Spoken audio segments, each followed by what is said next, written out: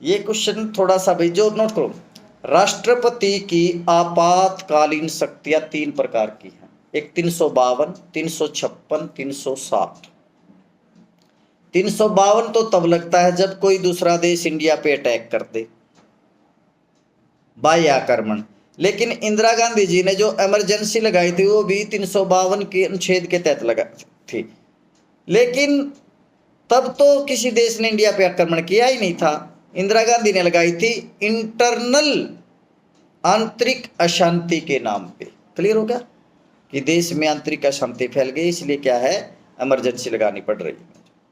तो अगर क्वेश्चन ये आ जाए तो आपने ऐसे, ठीक है ना। और इसके लिए एक एक्ट लेके आई थी Indira Gandhi, Misa, management of internal security act.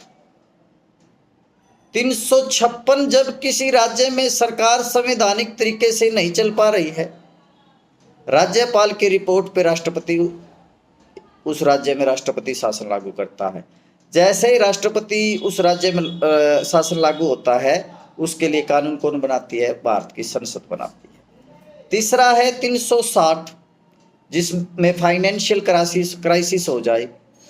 तो अभी तक ये 360 वित्तीय आपात 0 बार लगा है, 0 बार लगा है।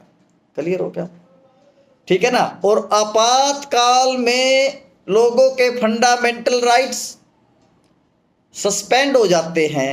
ये कंसेप्ट हमने लिया है जर्मनी के वाइमर संविधान से। नोट करो, फंडामेंटल राइट्स 20 और 21 को छोड़कर, नोट करो, 20 और 21 को छोड़कर बाकी सभी फंडामेंटल राइट्स आपातकाल के दौरान सस्पेंड हो जाते हैं, राष्ट्रपति द्वारा कर दिए जाते हैं।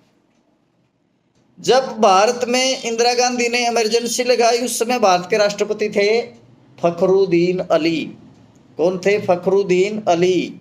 और जो मैं दूसरी बात कह रहा हूं, हरियाणा में राष्ट्रपति शासन अभी तक 3 बार लग चुका है। कितनी बार लग चुका है, 3 बार। पहली बार लगा था 1967 में, यानी कि जन्म के 1 साल बाद ही, ठीक है ना, 1967।